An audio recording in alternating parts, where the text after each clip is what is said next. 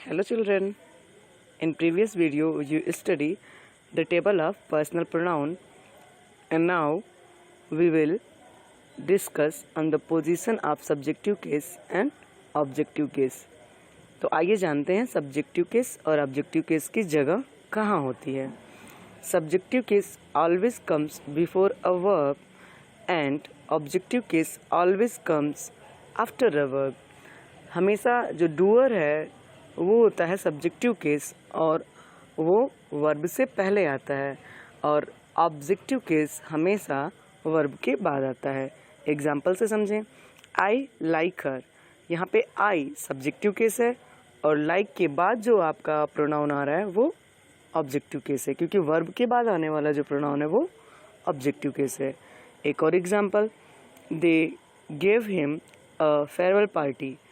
तो यहाँ पे देखिए जो डूअर है पार्टी को देने वाला है वो कौन है, दे। इसलिए दे क्या हुआ, सब्जेक्टिव केस, और किसे दिया गया, जो एक्सेप्ट कर रहा है एक्शन को वो हो गया ऑब्जेक्ट, हिम, ये हो गया ऑब्जेक्टिव केस। और अब इस पूरे वीडियो को आप गौर से देखेंगे क्योंकि आगे जो हम चर्चा करने जा रहे हैं वो है sequences of the pronoun in a sentence. Pronoun का सीक्वेंस क्या होगा किसी सेंटेंस में अगर जो तीनों पर्सन के साथ में प्रोनाउन एक सेंटेंस में प्रेजेंट हो जाए। अगर जो इस पॉइंट को आप जान लेंगे तो ये हर कॉम्पिटिटिव एग्ज़ाम में कम से कम आपको 2 से 3 नंबर के ऐसे क्वेश्चन मिल जाते हैं सीक्वेंसेस ऑफ द प्रोनाउन से। तो इसको आप गौर से देखेंगे, समझेंगे और समझ में आएगा तो लाइक करेंगे, शेयर करेंगे और सब्सक्राइब करेंगे। तो आइए जानना शुरू करते हैं। Always use 2, 3, 1 in singular means when subject present in the singular number we should write firstly second person, then third person and at the last first person। अगर किसी सेंटेंस में प्रोनाउन के तीनों पर्सन सिंगुलर नंबर में present हों तो हमको 2, 3, 1 के सीक्वेंस को फॉलो करना चाहिए।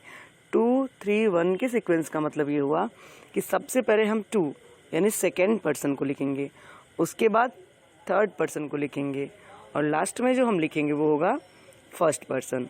एग्जाम्पल से समझें। पहला एग्जाम्पल हमारा है, you, he and I were protesting the new policy. Sentence में आप देखिए प्रोनाउन का सीक्वेंस, यहाँ पे आपको ही से पता चल रहा है कि जो सीक्वेंस है, जो नंबर है प्रोनाउन का वो सिंगुलर नंबर में है। तो अगर जो सिंगुलर नंबर में प्रोनाउन है तो हमारा सीक्वेंस क्या होगा, 2, 3, 1, you 2, he 3 and I first person 1। 2, 3, 1 के सीक्वेंस में है, वर प्रोटेस्टिंग द न्यू पॉलिसी। अब आगे एक दूसरे सेंटेंस से देखते हैं। अगर जो प्रोनाउन में तीनों पर्सन ना आके कोई 2 पर्सन आए तो कैसे होगा, you and I will know the truth. 2, 3, 1 के सीक्वेंस को मिलाइए तो आपने ये पाया कि 3 नहीं है, इसलिए क्या होगा 2 और उसके बाद 1। तो 2 यानी second person, you and I will know the truth. एक और एग्जाम्पल से देखें, he and I are saving money for you. He third person, I first person. क्यों थर्ड पर्सन यहाँ पे आया, क्योंकि फिर वही बात हम सीक्वेंस देखेंगे सिंगुलर में 2, 3, 1 तो हमारे पास 2 है ही नहीं, सेकंड पर्सन है ही नहीं, इसलिए सबसे पहले किसे लिखा, थर्ड पर्सन को और अब फर्स्ट पर्सन को। तो इस सीक्वेंस को आप हमेशा याद रखेंगे। सिंगुलर में यदि डूअर आ रहा है किसी सेंटेंस में, प्रोनाउन आ रहा है किसी सेंटेंस में, तो हम हमेशा 2, 3, 1 के सीक्वेंस को फॉलो करेंगे। अब आते हैं नेक्स्ट रूल की तरफ।